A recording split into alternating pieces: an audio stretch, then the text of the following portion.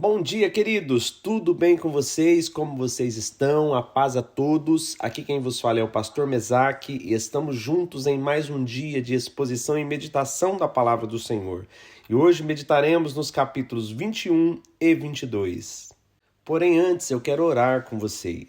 Pai querido e Pai amado, estamos em mais uma manhã em Tua presença. Eu quero Te glorificar, quero Te exaltar nesse dia, juntamente com os meus irmãos, em ação de graças, louvar ao Teu nome por tudo que o Senhor tem realizado em nossas vidas. Louva-te pela oportunidade de lermos e estudarmos a Tua palavra. Louva-te, ó Pai, por cada irmão, cada irmã, Senhor, que participa deste grupo, que ouve, Senhor, essa mensagem, que está lendo a Tua palavra, buscando conhecer ao Senhor. Derrame Tua graça sobre cada um, sobre sua casa, sobre as suas congregações, que sejamos tocados pela presença do Teu Espírito Santo. Nos dê sabedoria em mais esse dia, Pai, ao lermos, ao meditarmos, que o Senhor possa falar, interaja conosco através da Tua palavra, fale conosco, nos ensine, ó Pai, e que a Tua palavra possa fazer com que enxergamos coisas que precisam ser transformadas em nossas vidas e que isso nos leve a uma decisão, ó Pai, de viver mais parecido contigo segundo a Tua palavra. Nós Te louvamos e Te agradecemos em nome de Jesus. Amém. No capítulo 21, do versículo 1 ao 11, nós temos a entrada triunfal de Jesus em Jerusalém. A cena começa com Jesus instruindo dois dos seus discípulos a irem até uma aldeia próxima, onde encontrarão um jumento amarrado com sua mãe. Essa instrução aparentemente simples, porém precisa, revela tanto a soberania de Jesus sobre todas as coisas, quanto sua humildade ao escolher um símbolo de simplicidade para sua entrada triunfal. O fato de Jesus montar em um jumentinho em vez de um cavalo, que seria o meio de transporte tradicional para um rei ou conquistador, é altamente significativo. Ele cumpre assim a profecia de Zacarias, capítulo 9, verso 9, que descreve o rei messiânico como alguém humilde e montado em um jumento, trazendo paz às nações. Isso ressalta a natureza do reino de Deus, que difere dos reinos terrenos em sua humildade e caráter redentor. À medida que Jesus entra em Jerusalém, uma multidão o recebe com aclamações de louvor, estendendo ramos de palmeira e espalhando suas capas pelo caminho. Gestos que ecoam a prática de homenagem aos reis e dignatários. Eles clamam: Hosana, o filho de Davi, bendito que vem em nome do Senhor, hosana nas alturas. Essas palavras são uma expressão e expectativa messiânica, reconhecendo Jesus como o cumprimento das promessas messiânicas do Antigo Testamento. Este evento não é apenas uma demonstração de poder messiânico, mas também uma proclamação pública da identidade e missão de Jesus. Ele não apenas é aclamado como rei, mas também como filho de Davi, o Messias esperado. Sua entrada triunfal estabelece o cenário para os eventos dramáticos que se seguiriam nos dias seguintes, incluindo sua crucificação e ressurreição, que trariam a redenção não apenas para Jerusalém, mas para o mundo inteiro. Dos versículos 12 ao 17, nós vemos Jesus purificando o templo. Ao entrar no templo, Jesus depara-se com uma cena de atividade comercial intensa, com vendedores de animais para sacrifícios e cambista realizando transações financeiras. Essas práticas comerciais não apenas desviavam a atenção do verdadeiro propósito do templo, mas também exploravam os adoradores mais pobres, que eram obrigados a pagar preços inflacionados por animais para os sacrifícios.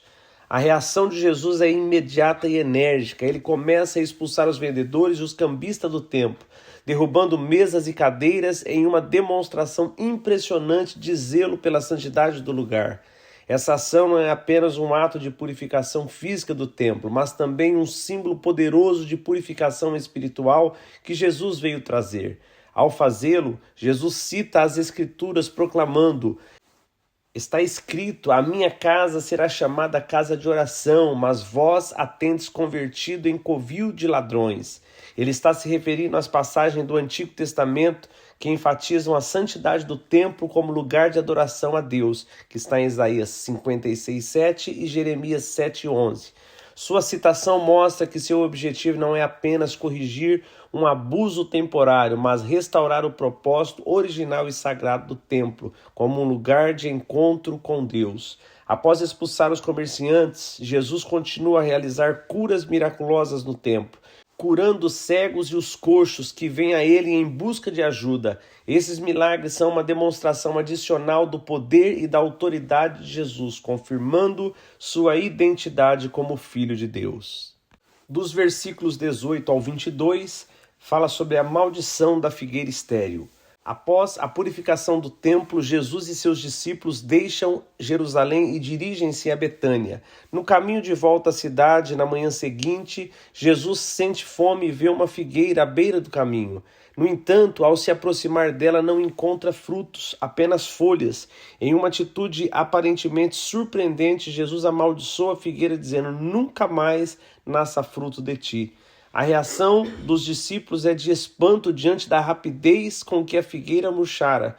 No entanto, Jesus aproveita este momento para ensinar uma lição poderosa sobre fé e oração. Jesus diz a eles que, se tiverem fé e não duvidarem, poderão não apenas fazer o que foi feito à figueira, mas até mesmo mover montanhas com suas palavras e fé. Esta passagem pode parecer desconcertante à primeira vista, especialmente devido à aparente dureza de Jesus ao amaldiçoar a figueira por não ter frutos, apesar de não ser época de sua frutificação. No entanto, é importante entender o contexto cultural e simbólico por trás dessa ação. A figueira, na tradição judaica, muitas vezes simbolizava Israel e o seu fruto espiritual. A ausência de frutos da figueira pode ser interpretada como uma representação da esterilidade espiritual e da falta de arrependimento do povo judeu, especialmente dos líderes religiosos, apesar de sua aparência externa de piedade representada pelas folhas. Dos versículos 23 ao 27, trata-se da autoridade de Jesus que é questionada. As autoridades religiosas, representadas pelo chefe dos sacerdotes e pelos anciãos do povo, aproximaram-se de Jesus enquanto ele estava ensinando no templo e o confrontaram diretamente. Com que autoridade faz estas coisas e quem te deu esta autoridade? A pergunta deles não é meramente uma busca por esclarecimento, mas uma tentativa de desafiar a legitimidade e a fonte da autoridade de Jesus. Eles estão preocupados com o fato de que Jesus está agindo e ensinando de uma maneira que desafia sua própria autoridade e influência sobre o povo. A resposta de Jesus é caracterizada pela sua astúcia e sabedoria. Ele, por sua vez, questiona a autoridade deles, colocando-os em uma posição difícil. Em vez de responder diretamente à pergunta deles, ele contra-ataca perguntando-lhes sobre a autoridade de João Batista, se era do céu ou dos homens. Essa estratégia não apenas os coloca em uma posição de desconforto, mas também faz com que reflitam sobre suas próprias convicções e motivações. Diante desse dilema, os líderes religiosos optam por não responder diretamente à pergunta de Jesus, reconhecendo que qualquer que seja a resposta que derem, estarão em apuros. Eles temem a reação do povo, que considerava João Batista um profeta, e ao mesmo tempo não querem admitir que a sua autoridade vem simplesmente dos homens, o que minaria sua própria credibilidade. Nos versos 28 ao 32, temos a parábola dos dois filhos. Na parábola, Jesus conta a história de um pai que pede a seus dois filhos para ir trabalhar na vinha. O primeiro filho responde inicialmente de forma desobediente, dizendo que não irá, mas depois se arrepende e vai. O segundo filho, por sua vez, responde prontamente que irá, mas acaba não cumprindo a sua palavra. Essa parábola é uma representação vívida das diferentes respostas que as pessoas podem dar ao chamado de Deus para obedecer e servir. O primeiro filho, inicialmente rebelde, representa aqueles que podem ter um começo difícil, mas eventualmente se voltam para Deus em arrependimento e obediência. O segundo filho, que promete obedecer, mas falha em agir, representa aqueles que falam com boas intenções, mas não cumprem a sua palavra. A mensagem central da parábola é enfatizar a importância da verdadeira obediência, que não se baseia apenas em palavras, mas em ações concretas. Jesus confronta diretamente os líderes religiosos que estão ouvindo esta parábola, mostrando-lhes que, mesmo aqueles que eram considerados pecadores, representados pelo primeiro filho, pode entrar no reino de Deus se verdadeiramente se arrependerem e obedecerem ao chamado de Deus. Além disso, a parábola desafia a noção de que a aparência externa de piedade ou religiosidade é suficiente para agradar a Deus. O segundo filho pode ter parecido obediente ao prometer ir trabalhar na vinha, mas sua falta de ação revela a hipocrisia de seu coração. Jesus está destacando a importância da sinceridade e integridade em nossa relação com Deus. E para finalizar o capítulo 21, dos versos 33 ao 46, nós temos a parábola dos lavradores maus. Na parábola, um proprietário de uma vinha planta uma vinha, a cerca e aluga lavradores antes de partir em sua viagem. Quando chega a época da colheita, ele envia os seus servos para coletar os seus frutos. No entanto, os lavradores maus se recusam a entregar os frutos e maltratam e matam os seus servos. O dono da vinha então decide enviar o seu próprio filho, acreditando que os lavradores o respeitariam, mas eles o matam, esperando assim tomar posse de sua herança. Essa parábola ecoa o contexto da história de Israel, onde os profetas enviados por Deus foram frequentemente rejeitados e maltratados pelo povo. Jesus está claramente aludindo à sua própria rejeição e morte iminente pela mão das autoridades religiosas judaicas. Ele está confrontando diretamente os líderes religiosos de seu tempo, expondo sua dureza de coração e falta de arrependimento. Ao mesmo tempo, a parábola aponta para a paciência e misericórdia de Deus, que enviou profeta após profeta, buscando o arrependimento e a fidelidade do seu povo. No entanto, a resposta do povo foi frequentemente de incredulidade e rebelião. O clímax da parábola ocorre quando Jesus pergunta aos ouvintes o que o dono da vinha fará aos lavradores maus quando voltar. Eles respondem corretamente que ele destruirá esses lavradores e arrendará a vinha a outros que lhe entreguem os frutos no tempo devido. Essa resposta revela a justiça divina e a inevitabilidade do juízo sobre aqueles que o rejeitam e maltratam os mensageiros de Deus. Ao mesmo tempo, a parábola também aponta para a continuidade do plano de Deus, mostrando que, apesar da rejeição de Israel, Deus continuará a buscar um povo fiel que produza os frutos do reino. No capítulo 22, do verso 1 ao 14, fala sobre o banquete de casamento. Primeiramente, a imagem do banquete de casamento evoca uma atmosfera de celebração e alegria. É uma ocasião especial, um momento de festa e comunhão. Isso nos faz refletir sobre como o reino de Deus é um lugar de abundância, onde somos convidados a desfrutar da plenitude da vida espiritual e da comunhão com Deus. No entanto, a reação dos convidados à celebração é surpreendente e reveladora. Quando o rei envia os seus servos para chamar os convidados, estes recusam-se a comparecer. Alguns ignoram o convite, enquanto outros chegam ao extremo de maltratar e matar os servos enviados pelo rei. Essa atitude dos convidados representa a resistência e a rejeição que muitas vezes encontramos em relação ao convite de Deus para participarmos do seu reino. Diante da recusa dos convidados originais, o rei estende o convite para todos, tanto bons quanto maus, enchendo o banquete com pessoas das ruas. Essa atitude de inclusão demonstra a natureza generosa e misericordiosa de Deus, que deseja que todos façam parte de sua família e desfrutem das bênçãos do seu reino, independentemente do seu passado ou status social. Contudo, a parábola não termina aí. Quando o rei entra para ver os convidados, ele encontra um homem que não estava vestido adequadamente para a ocasião. Este homem é lançado para fora das festividades, pois não se preparou de acordo com as expectativas do rei.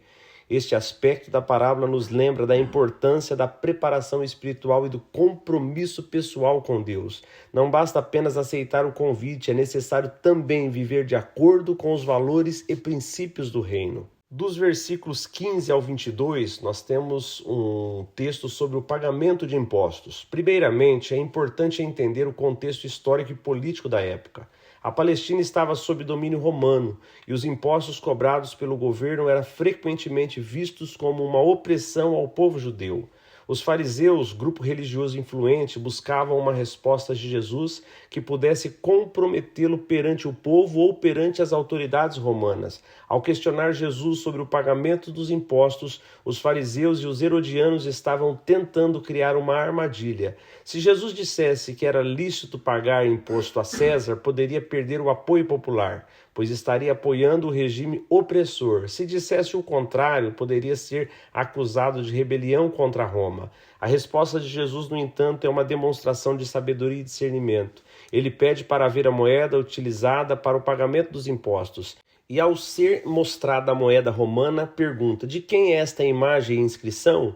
Ao ouvirem que é de César, Jesus responde: dai, pois, a César o que é de César e a Deus o que é de Deus.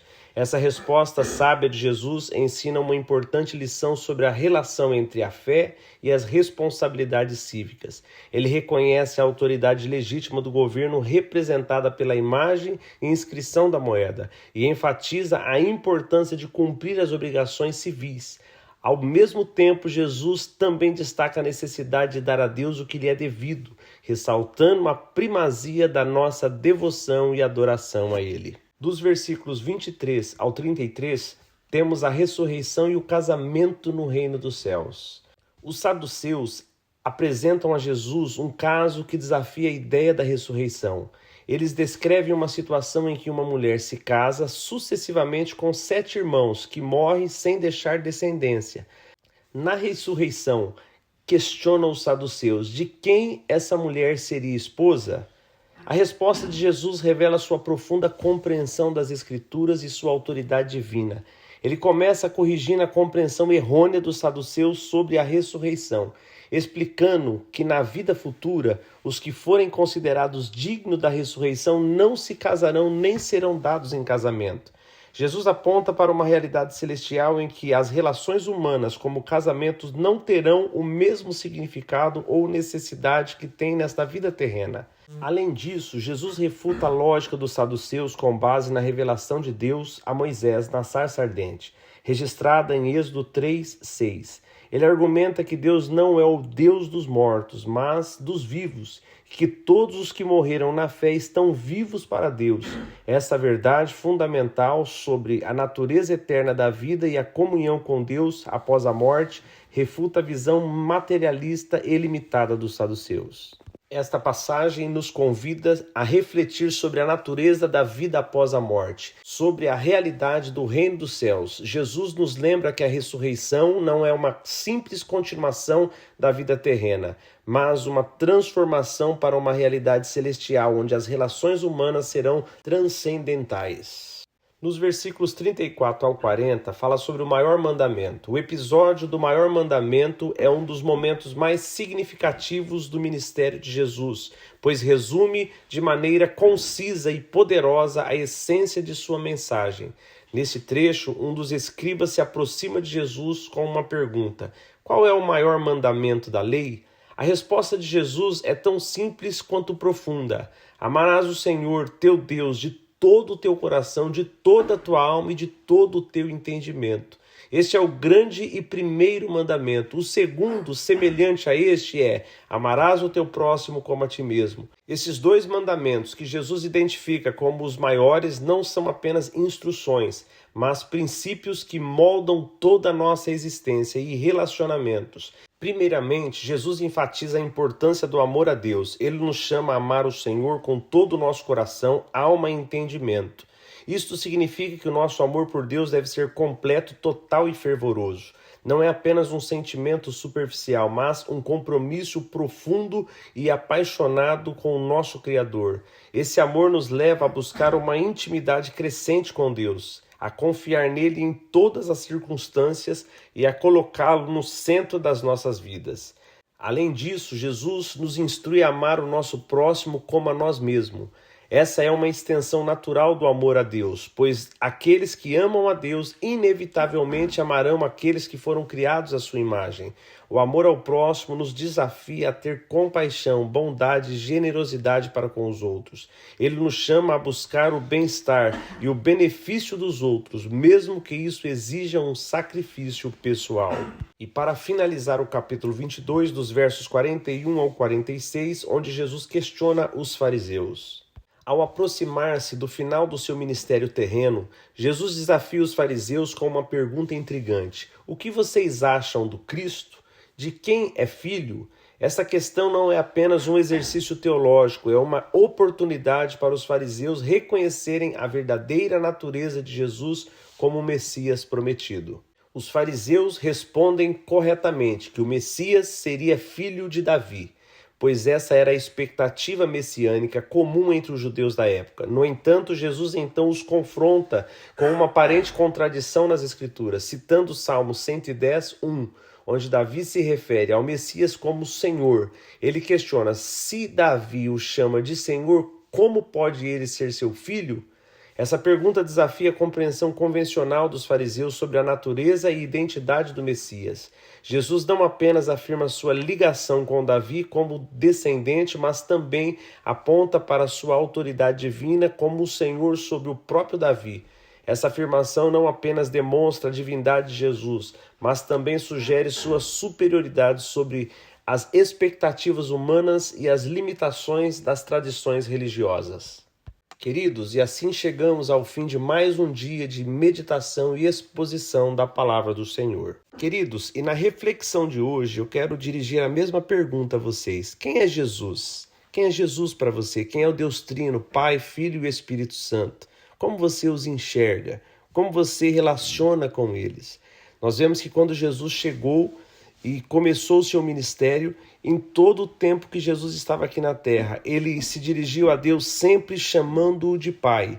Só há um momento que Jesus chama a Deus de Deus. Foi quando ele estava na cruz, que os pecados veio sobre ele, ele gritou: Deus meu, por que me desamparaste? Por que Jesus vem trazendo essa figura paterna? Para nos ensinar que agora a visão que teríamos de Deus é um Deus próximo, um Pai, um Deus de relacionamento. Porque quando se pensava em Deus, na figura que ele se apresentava no Velho Testamento, era um Deus de guerra, um Deus dos exércitos, um Deus distante. Se você lembrar todas as vezes que alguém tem uma experiência com uma aparição de um anjo, com uma aparição de uma teofania, eles têm medo de morrer, porque era essa visão de quando se encontrasse com Deus.